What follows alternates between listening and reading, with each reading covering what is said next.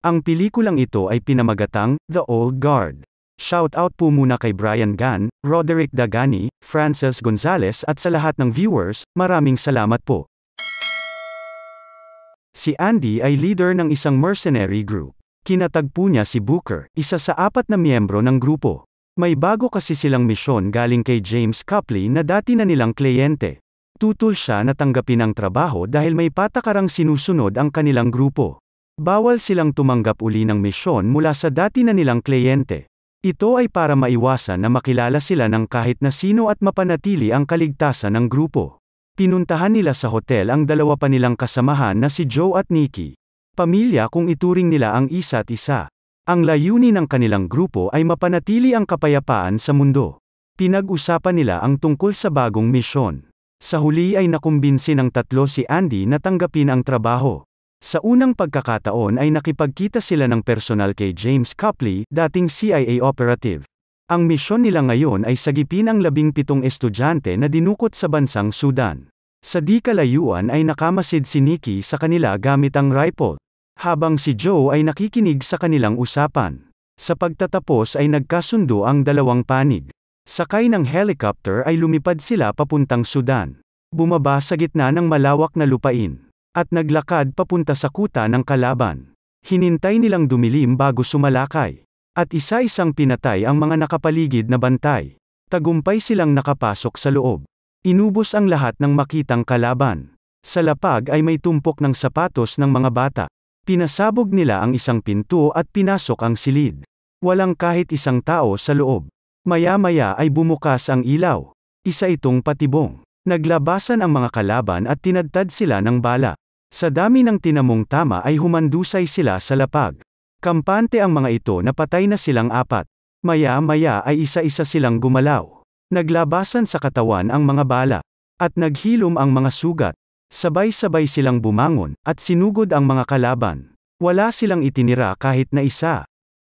Walang hostage na mga bata sa lugar. Sa paligid ay may mga nakakabit na kamera. Sinet up sila ni Copley para may record ng aktwal ang pagbabalik ng kanilang mga buhay. Ang 4 na ito ay hindi pangkaraniwang tao.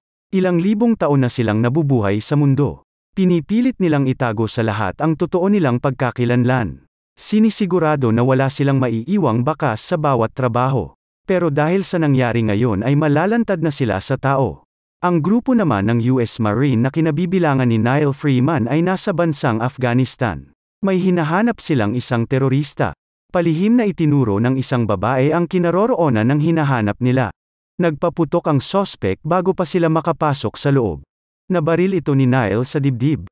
Kailangan nila ng buhay ang lalaki kaya sinubukan niyang tulungan. Hindi niya napansin ang hawak nitong kutsilyo. Nalaslas nito ang leeg niya bago bawian ng buhay. Tinulungan siya ng kasamahang si DZ. Sa tindi ng tinamo niyang sugat ay malabo siyang mabuhay. Ang grupo naman nila Andy ay lula ng tren. Nang makatulog silang 4 ay napanaginipan nila si Niall. May kakayahan din itong mabuhay uli na gaya nila. Iginuhit ni Joe ang mukha nito base sa kanilang nakita. Mahigit 200 years na nung huli silang may nakita na kagaya nila. Nag-aalala si Andy na isama si Niall dahil nanganganib ngayon ang grupo. Kaya lang mas mapapahamak ito kung hahayaan nila sa labas kasama ng mga ordinaryong tao. Nakikita din sila ni Niall sa panaginip kaya pwede silang matunton ng mga kalaban. Kaya nagpasya si Andy na puntahan nito sa Afghanistan. Habang ang 3 kasamahan ay magtatago muna sa France. Sa gitna ng desyerto ay bumaba siya sa tren. Hindi naman makapaniwala si DZ nang makita na parang walang nangyari kay Niall. Walang kahit kaunting peklat na naiwan sa leeg niya. Dahil dito ay kinatakutan siya ng mga kasamahan. Sa kabilang dako, isang pharmaceutical company na pag-aari ni Stephen Merrick ang nasa press conference. Nagre-research siya kung paano i-reverse ang normal na galaw ng cells ng isang tao. Kung paano pahabain ang buhay at lunasan ang nakamamatay na sakit gaya ng cancer. Ipinakita ni Copley kay Merrick ang video ng grupo ni Andy. Hindi ito naniwala at sinabing edited lang ang video na napanood.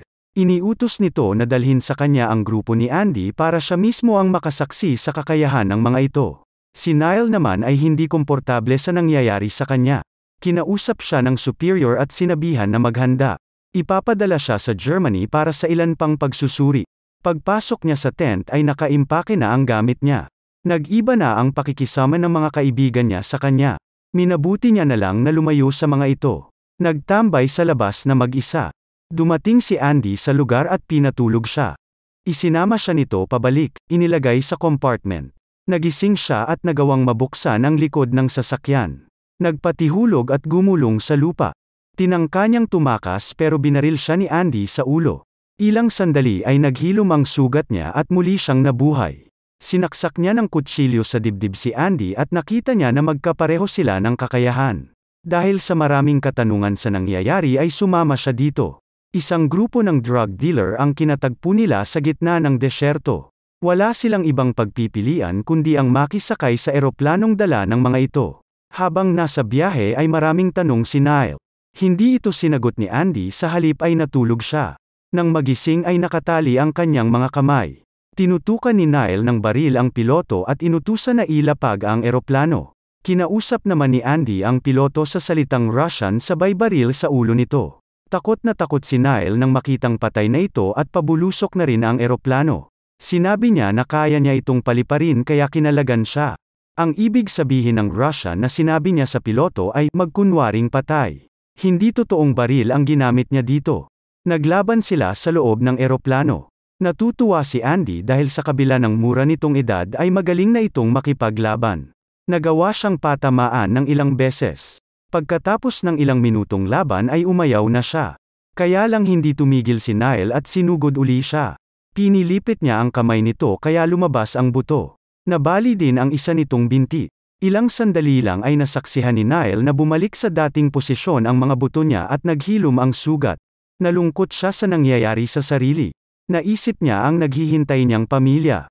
Hindi na siya pwedeng bumalik sa trabaho dahil dadalhin siya sa Germany para pag-eksperimentuhan. Wala nang ibang pagpipilian kundi ang sumama kay Andy. Nagpunta sila sa Paris kung saan nagtatago ang tatlong kasamahan. Simula sa araw na ito ay kasama na si Nile sa kanilang grupo. Kapag may isang tao na nakatakdang maging kasapi ay napapanaginipan nila ang isa't isa. Titigil lang ang panaginip kapag nagkita-kita na sila. Si Booker ang huling naging miyembro bago si Nile, taong 1812. Namatay siya sa digmaan kasama ni Napoleon.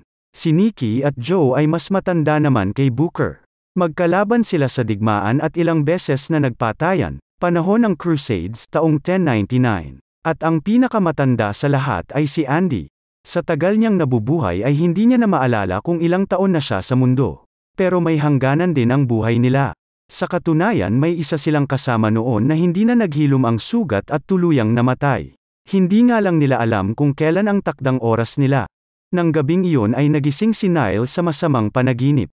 Isang babaeng nakagapos at nakalagay sa kulungang bakal ang nalulunod sa dagat.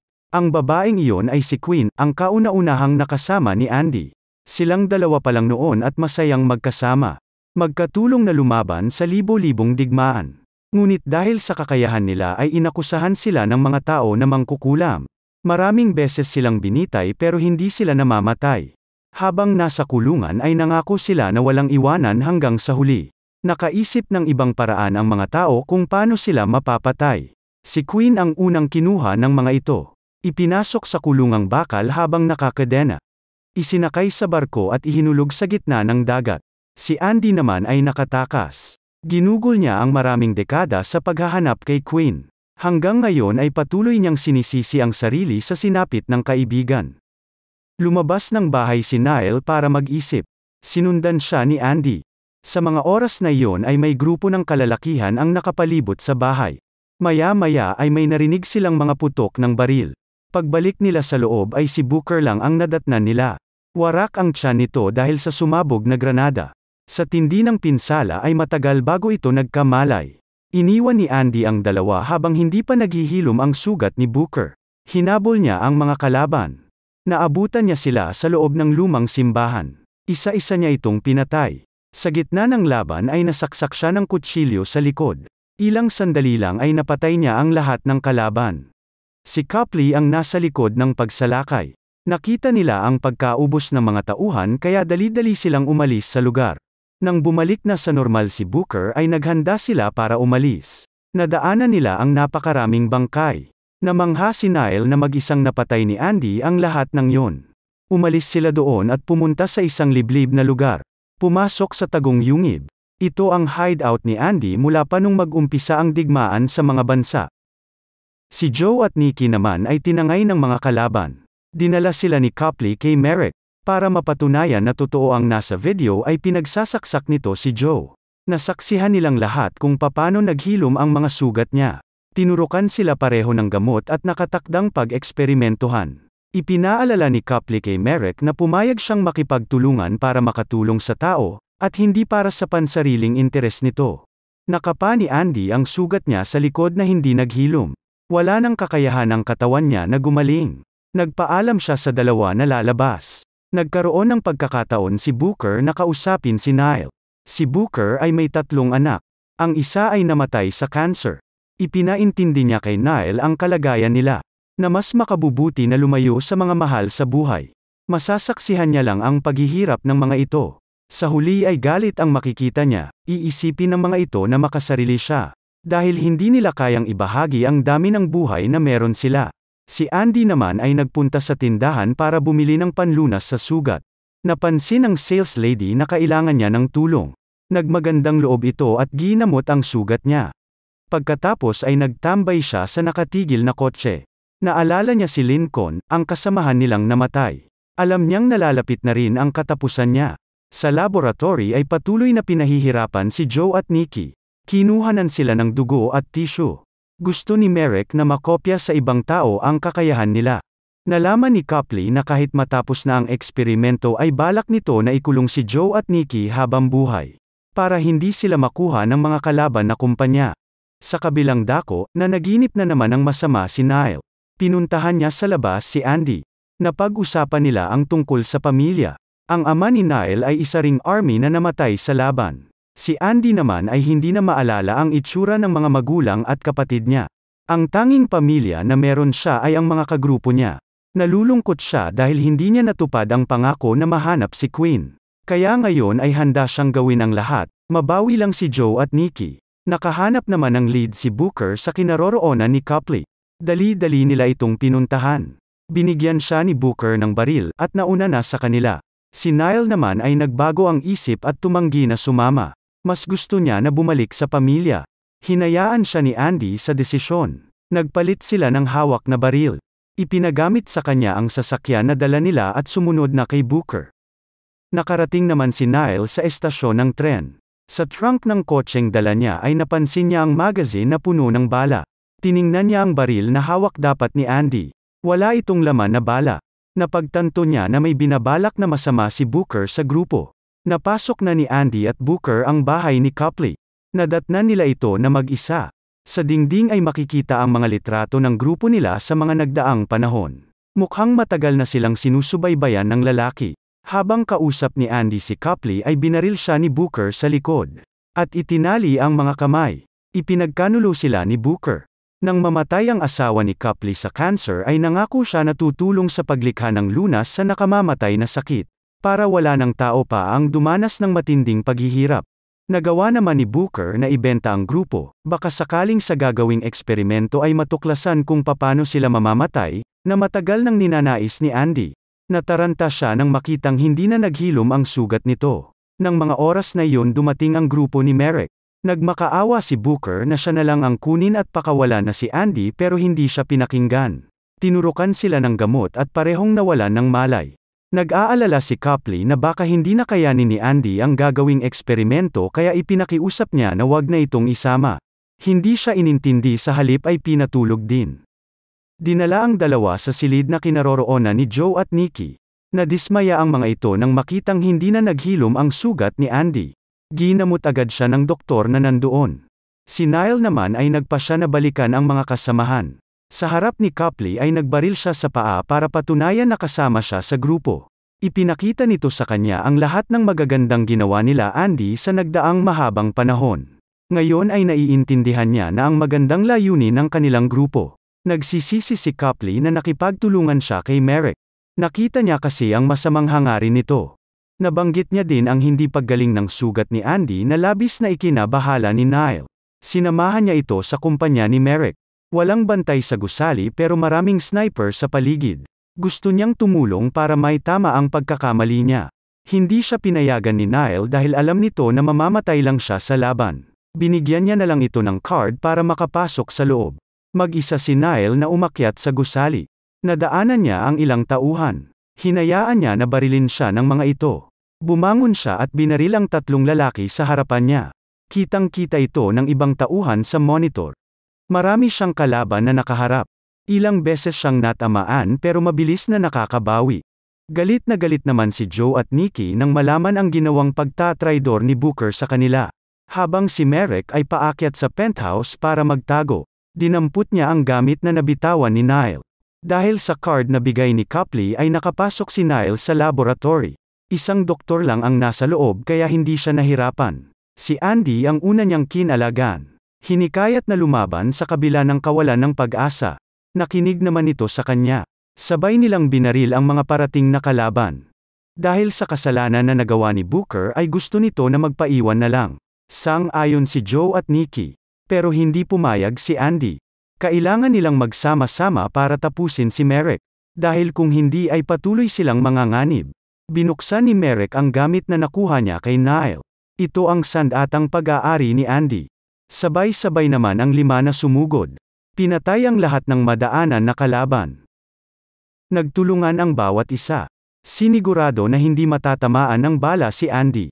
Pinasabog ang silid na nasa harapan nila. Tumilapon silang lahat. Nailayo agad ni Booker at Nile si Andy.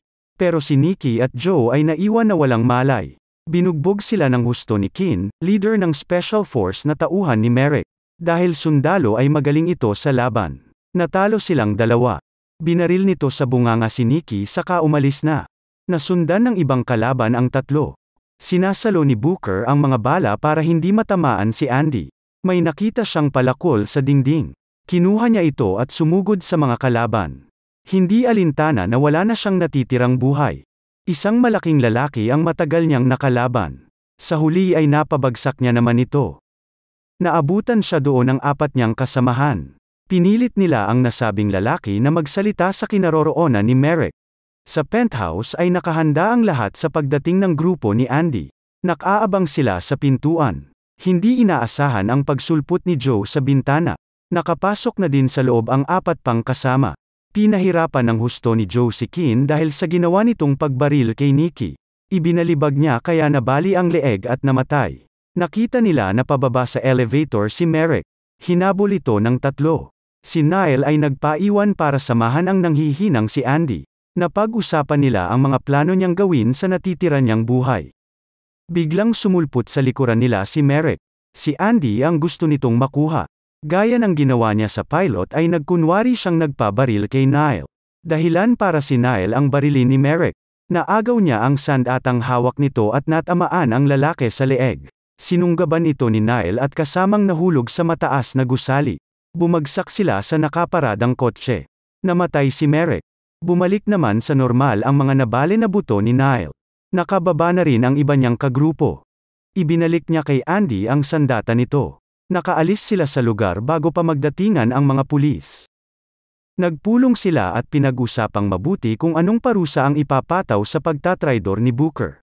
Nilapitan ni Nile si Booker na noon ay nasa labas at naghihintay ng hatol.